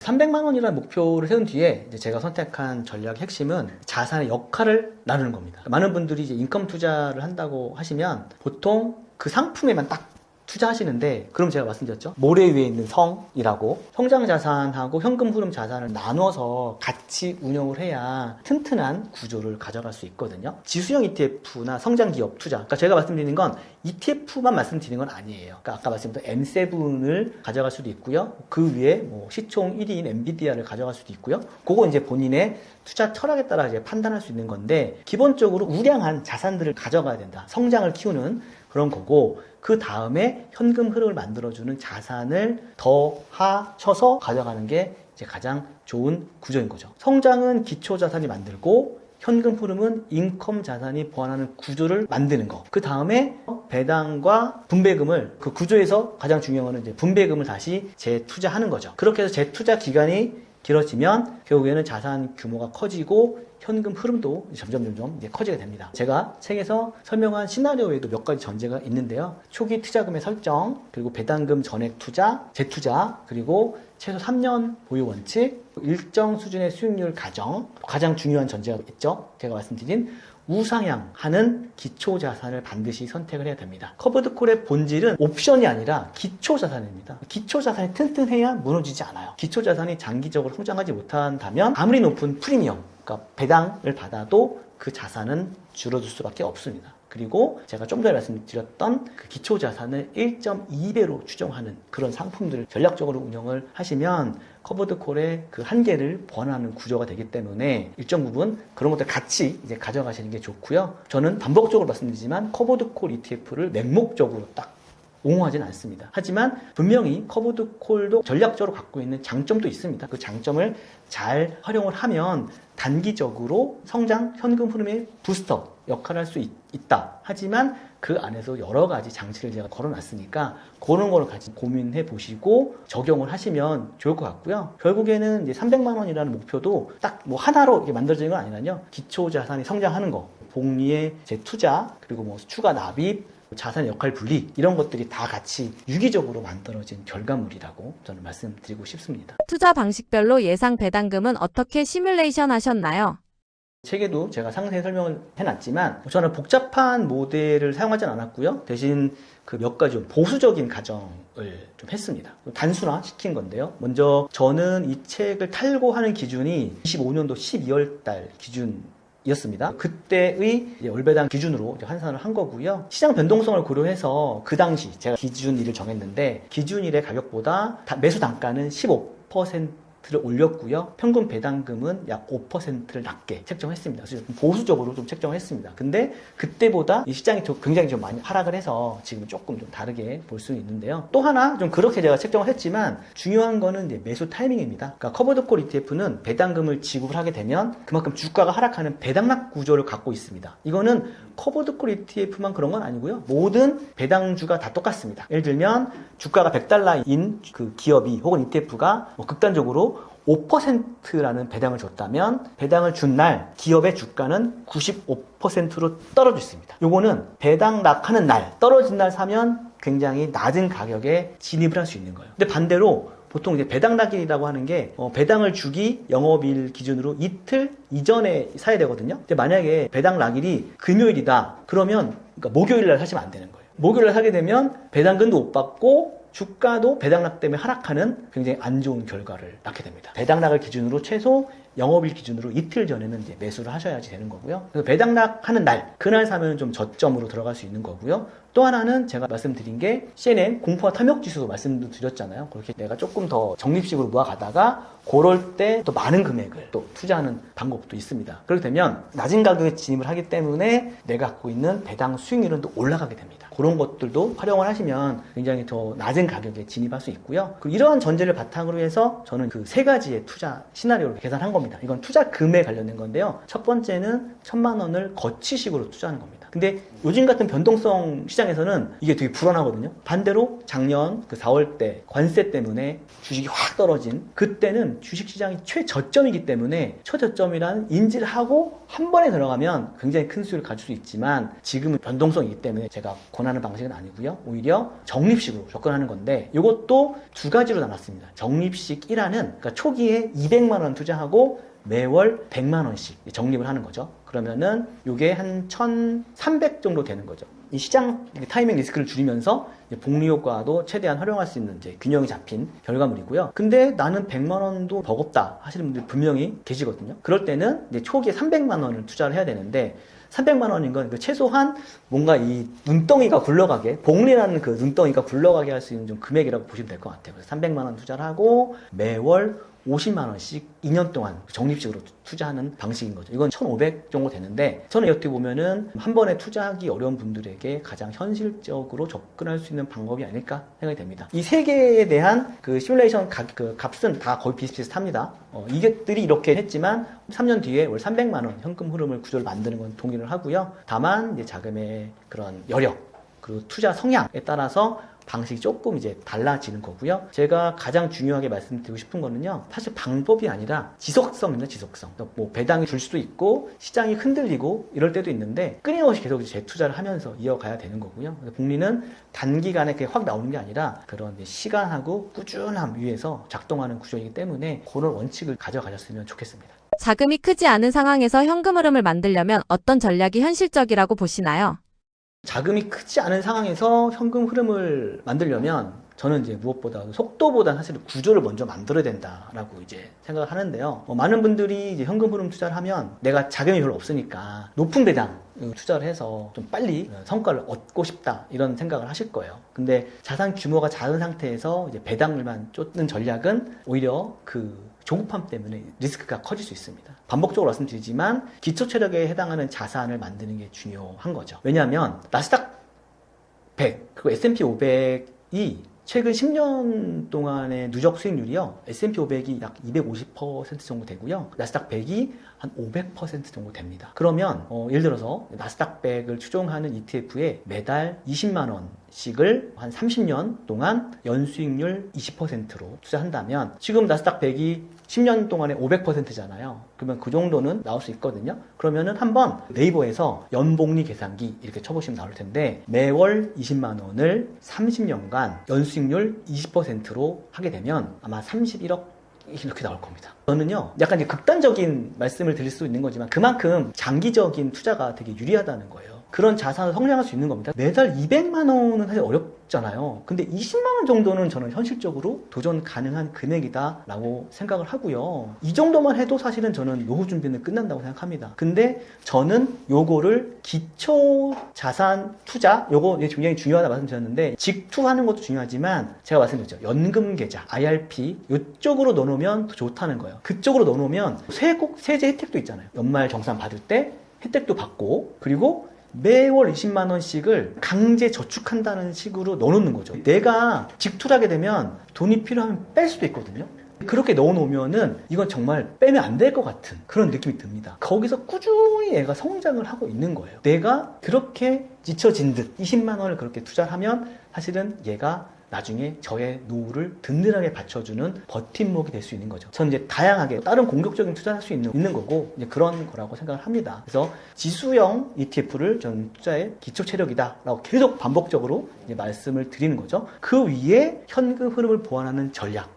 이런 게 굉장히 현실적인 거죠. 그것도 적립식으로 이제 말씀을 드리고 싶은 건데요. 자, 여기서 이제 제가 말씀을 드리고 싶은 게 있어요. 한 달에 100만 원 정도를 내가 투자하는 분들도 그 여력을 만들기가 정말 쉽지 않습니다. 한 달에 100만 원을 만들 수 있는 분들은요, 제가 보기에는 정말 그것도 대단하신 것 같아요. 특히 저같이 외벌이 가정이거나 아니면 자영업자 분들도 뭐 많이 버는 분들도 계시지만 실제로 그렇지 못한 분들도 많거든요. 또 프리랜서 이런 분들은 꾸준하게 100만 원을 만들어내기가 쉽지 않습니다. 그래서 저는 현금 흐름을 크게 만들려면 부수입을 올리는 게 가장 좋다고 생각해요. 엔잡을 통해서 하건 이제 부수입도 올리고 내가 생활비를 줄여서 여력을 만드는 거죠. 두 가지를 병행하면 가장 좋습니다. 근데 이 초반에 말씀드린 부수입을 올리는 거는 쉽지 않습니다. 가장 쉽게 접근할 수 있는 게 짠테크를 하셔라 라는 부분이에요. 이게 왜 그러냐면 짠테크로 500만 원을 아끼는 건 사실 힘들죠. 근데 50만 원, 100만 원 이거는 가능해요. 예를 들면 제가 이제 말씀드렸죠. 20만 원이 얼마나 큰 위력인지 말씀드렸잖아요. 이거는 어떻게 보면 또 뭐 극단적인 예다 이렇게 말씀을 드릴 수도 있지만 이렇게 말씀드리고 싶어요. 제가 예전에 미국 나스닥 주식이 한참 오를 때 직장 후배들에게 이런 얘기를 했어요. 한 달에 10만 원, 20만 원이라도 주식에 좀 투자를 해봐라. 미국 주식이 되게 좋으니까 괜찮을 거다라고 이야기를 했어요. 그러면 거의 대부분입니다. 뭐 한 100명 중에 한 95%는 저기서 하고 싶은데 돈이 없어요. 정말 없어요. 이렇게 이야기를 합니다. 돈이 없다고 하는데 어떻게 하겠습니까? 근데 그리고 나서 이제 점심시간에 밥을 먹고 양치를 하려고 이제 가요. 그럼 이제 그들의 책상에 놓여져 있는 게 있습니다. 뭘까요? 바로 별다방, 콩다방의 커피입니다. 그리고 주말에 뭐 했어? 라고 물어보잖아요. 그러면 애가 없는 집이었는데 이제 아내와 같이 주말에 브런치 카페에 가서 브런치를 먹었다고 합니다. 5만 원, 6만 원짜리도 있었는데 3만 원짜리를 먹었대요. 그러면 2인이면 6만 원이죠? 자, 아까 제가 말씀드렸죠. 커피 한 잔 한 달 아끼면 15만 원이 되죠. 5천 원만 해도. 그리고 그 브런치 합치면 한 달에 20만 원 나옵니다. 그래 20만 원은 어떻게 보면 나의 30년 뒤에 나의 노후에 그 30억을 내가 지금 현가로 땡겨와서 소비하고 있다. 이렇게 보시면 되는 거예요. 그러니까 뭐 제가 극단적으로 표현할 수도 있지만 좀 그렇게 되게 이제 중요한 거죠. 그래서 따지고 보면 내가 어떠한 것들을 줄일 수 있는지 이런 것들이 굉장히 중요하거든요. 내가 지금 정확하게 나의 지금 소득이 얼마인지, 자산이 얼마인지, 그리고 나는 어떻게 지출하고 있는지 이런 것들은 종이에 써보시고 줄여나갈 수 있는 것들은 줄여나가시면 제가 보기에는 한 50에서 100만 원은 저는 아낄 수 있다라고 생각을 해요. 왜 그러냐면 예전에 제가 사기 사건에 휘말려가지고 창피한 얘기지만 휘말려서 제가 법적인 책임은 없지만 도덕적인 책임을 지고 한 2억 5천 이상 거의 한 3억 되는 돈을 제가 끌어안은 적이 있습니다. 담보로 아파트 대출을 받기도 했고 집에 있는 모든 자산을 다 팔기도 했고 그랬습니다. 그때는 사실은 뭐 엔잡이란 이런 말도 없었어요. 그냥 제가 할 수 있는 거라고는 죽도록 아끼는 것밖에 없었거든요. 결론적으로 말씀드리면 외벌이 가정에서 3년 동안 1억 1천만 원을 갚았습니다. 한 달 평균 300만 원을 갚은 거거든요. 전 이렇게 됐어요. 저희 딸 아이가 그때 한 5살, 4살 그때인 것 같은데요. 짜장면이 먹고 싶다고 합니다. 저는 짜장면을 살 돈마저 없습니다. 그래서 3분 짜장 있잖아요. 이렇게 데워 먹는 거. 그거를 몇 개 사고 소면을 샀습니다. 그렇게 하면 짜장면 한 그릇 값으로 진짜 몇 번을 만들어 줄 수 있어요. 근데 그렇게 해서 만들어 줬는데 그 딸 아이가 뭐가 맛있겠어요. 근데 맛있다고 막 먹고 입가에 막 굉장히 짜장면을 짜장을 묻히면서 저를 보고 환하게 웃고 있는 거예요. 그 모습을 보고 정말 저는 너무나도 마음이 아픈 거죠. 뒤돌아서서 눈물도 정말 많이 흘렸습니다. 그렇게 해서 모은 돈을 가지고 저도 시작을 한 거죠. 어떻게 보면 내가 줄일 수 있는 자산을 최대한 줄이셔서 투자금을 늘리시는 게 저는 가장 효과적으로 생각해요. 부끄러운 얘기지만 저의 그런 과거까지 제가 공개를 했으니까 꼭 그렇게 투자 여력을 100만 원을 만드시는 그렇게 좀 했으면 좋겠고요. 그럼 만약에 100만 원이 만들어졌다. 그러면 어떻게 할 것인가? 이건데 저는 한 50% 이상은 아까 말씀드렸던 우량한 기초 자산인 QQQ나 SY에 투자하시라고 말씀드리고요. 그리고 나머지 50%는 그것도 만약에 내가 좀 현금 흐름을 빨리 하고 싶다고 하면 커버드 콜 투자할 수 있다고 생각해요. 그것도. 다만 그거를 계속 가는 건 아니고요. 한 2년 이 정도까지만 하시고요. 2년 딱 지나면 그 돈으로 계속 복리 굴리시고 나머지 금액으로는 다시 기초자산이라든가 아니면 건전한 그런 배당을 주는 ETF 혹은 고배당주 BDC라고 그런 기업에 대출을 해서 이자를 받아서 배당을 주는 건데 10% 넘는 그런 우량한 BDC들도 많이 있거든요. 그래서 제가 책에다가 한 7, 8%에서 한 12% 정도 되는 그런 배당 기업들도 많이 소개를 했어요. 그런 것들도 나는 만약에 커버드콜 투자 방식이 나와 맞지 않다 라고 생각되시면 그런 것도 하나의 전략인 거죠. 왜냐하면 투자는 그 책임은 오롯이 본인이 지는 겁니다. 그래서 해보시고 감당이 안 되면 그 리스크를 감당할 수 없으면 다른 방식으로 접근하시는 게 가장 좋다라고 생각을 해요. 그래서 저는 책에다가 수익률 공개까지 다 했습니다. 제가 어떻게 했고 제가 선택한 기초자산은 뭐였고 그리고 어떠한 커버드콜을 골랐고 그 이유는 무엇이고 다 공개했습니다. 그거는 그 포트폴리오를 그대로 가져가시라는 뜻으로 말씀드린 건 아니고요. 초보자일수록 결정을 할 수 없거든요. 근데 이 사람은 이런 기준으로 해서 이렇게 골랐구나. 그걸 참고해서 응용을 할 수 있거든요. 그런 식으로 응용하시라고 제가 왜 선택을 했는지 이런 것까지 정말 세세하게 다 담았거든요. 그걸 참고해서 나만의 투자 방식을, 투자 철학을 정립하시고 잃지 않는 투자, 성장하는 투자를 이어나가셨으면 좋겠습니다. 목표를 달성한 이후에는 포트폴리오 전략에 변화를 주는 것이 좋다고 보시나요?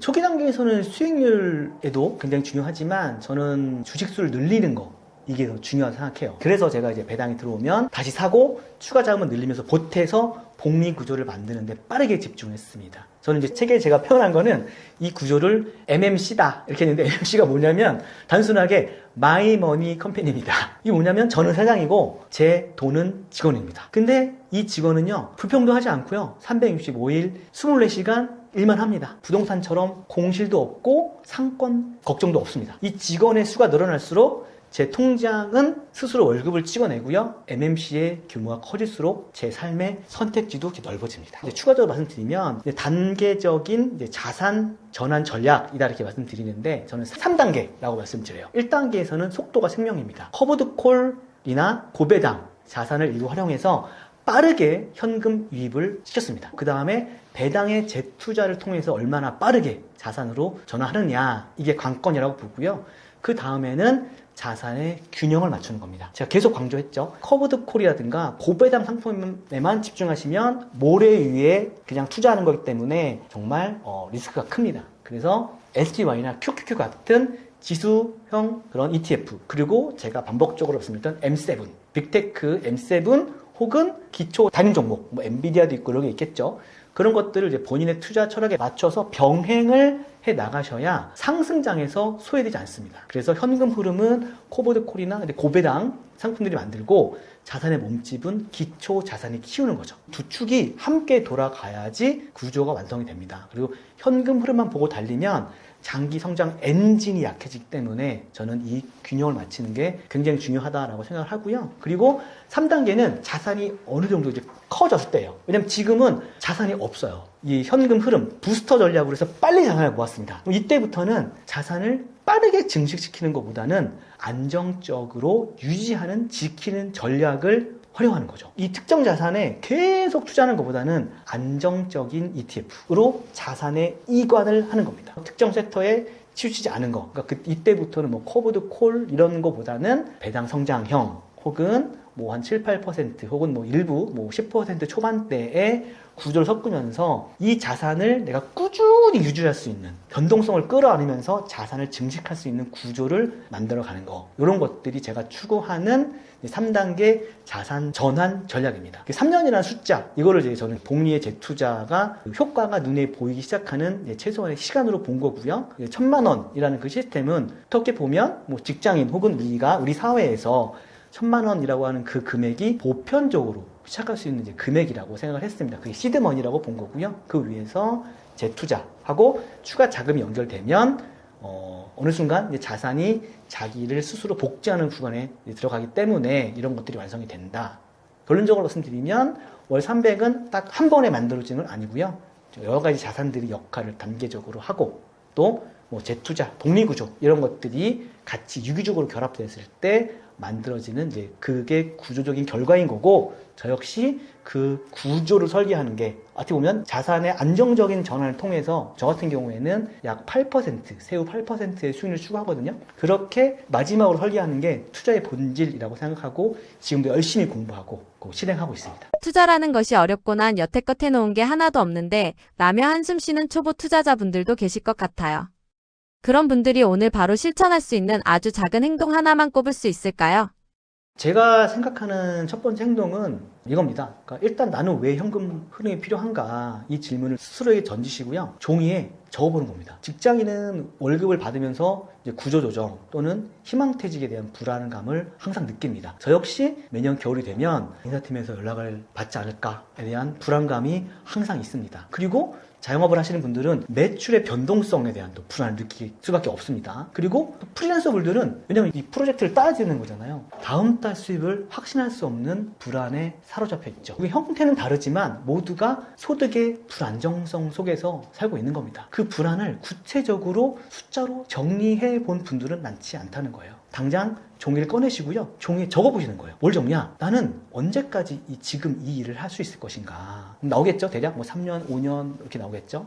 만약에 이 일을 멈춘다면 최소 얼마의 현금 흐름이 필요할까? 그러면 나는 그때까지 금액을 내가 만들어낼 수 있을까? 이걸 고민해 보는 거죠. 그래서 이 질문에 답을 적는 순간에 투자는 그냥 막연한 재테크, 그냥 재테크를 해봐야지 이런 게 아니라 목적 있는 설계로 바뀌게 될 겁니다. 그 다음 행동은 단순한 겁니다. 만약에 내가 그동안 투자해 본 적이 없다면 증권계좌가 없을 거예요. 그럼 증권계좌 만들고 지수 ETF건 배당 ETF건 한 주 사보는 거예요. 많은 분들이 완벽하게 공부를 하고 할 거야. 이렇게 하시는데 그러면 오히려 타이밍을 놓치게 되는 경우가 있거든요. 그래서 빨리 시작하는 게 이제 좋다라고 하는 거고요. 많은 분들이 이런 생각을 하실 거예요. 10만 원 내가 지금 당장 받는다고 해서 뭐가 달라지냐? 이럴 텐데요. 달라지는 건 이제 제가 경험을 했잖아요. 달라지는 건 금액이 아니라 방향입니다. 제가 이제 직장인이니까 월급이든 아니면 자영업자분들의 매출이건 프리랜서분들의 프로젝트 수입이건 내가 일해야만 들어오는 돈 그것과 내가 일하지 않아도 들어오는 돈은 심리적으로 정말 다릅니다. 그리고 그 차이가 저 같은 경우 굉장히 크게 다가왔어요. 결국 그 차이가 인생의 방향을 저는 바꾼다고 생각합니다. 문제는 작게 시작하는 게 아니라 늦게 시작하는 겁니다. 조금이라도 그 금액도 상관없으니까 빨리 시작을 해서 그 시장 구조에 올라타시라고 저는 꼭 말씀드리고 싶습니다. 현재 주식 시장이 너무 올라서 고점일 것 같다는 두려움이 있는데요. 이럴 때는 어떻게 투자해야 할까요?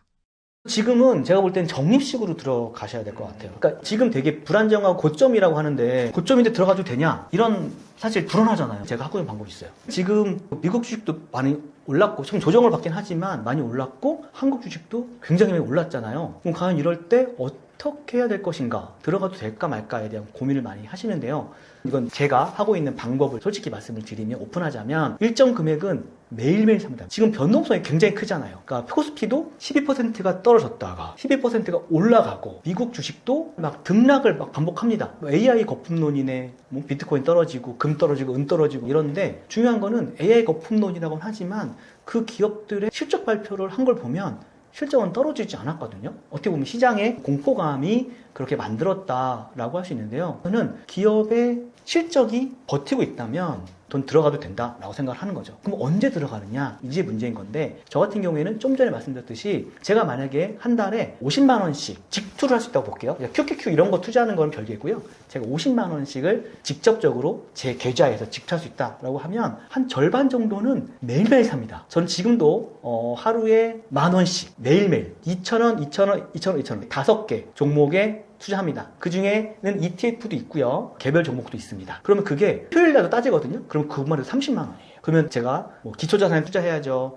여러 가지 하면 그것도 만만치 않거든요. 절반을 매일매일 투자하잖아요. 그러면 요즘 같은 상황에서 오르면 불안하잖아요. 그 포모 현상을 어느 정도 막아줄 수 있고요. 떨어지게 되면 떨어지는 대로 적립식으로 매일매일 하기 때문에 그거를 막아줍니다. 그 불안감을 막아줍니다. 그리고 제가 말씀드린 게, 저는 그 미국 주식에 투자를 한다고 말씀드렸기 때문에, 미국 주식은 결과적으로 단기적으로 조정받지만 우상향하는 구조예요. 꾸준하게 늘려갑니다. 그러면 나머지 그 절반에 해당하는 금액은 언제 투자하느냐? 제가 아까 말씀드렸던 CNN 공포지수가 낮은 날 들어갑니다. 매일매일 투자하면 그 포모를 막을 수 있어요. 기다렸다가 불안하거든요. 지금 내가 안 들어가면 안 되는 거 아니야? 이런데 늘 그렇듯 시장이 항상 오르지만은 않습니다. 그때 조정하는 구간이 있거든요. 그럼 그 조정하는 구간에 공포지수가 30이 됐다, 25가 됐다. 그것도 내가 시장 속에서 나름대로 규칙을, 숫자를 좀 정하는 게 필요한데요. 저는 일반적으로 한 25 그 정도부터 들어가면 무난한 투자를 할 수 있다 말씀을 좀 드리고 싶어요. 그렇게 하면은 시장의 변동성도 이길 수 있고 불안함도 이길 수 있고, 꾸준히 투자를 하면서 그 낮은 가격에 집중적으로 매수를 하면 안전 마진을 확보하고 투자하기 때문에 어느 정도의 또 수익률이 또 올라가는 그런 구조를 만들 수가 있습니다. 그러니까 이건 제가 하는 방식인데 한번 참고해서 또 본인만의 투자 방식을 정립하시고 실행하셨으면 좋겠다는 뜻으로 말씀드렸습니다.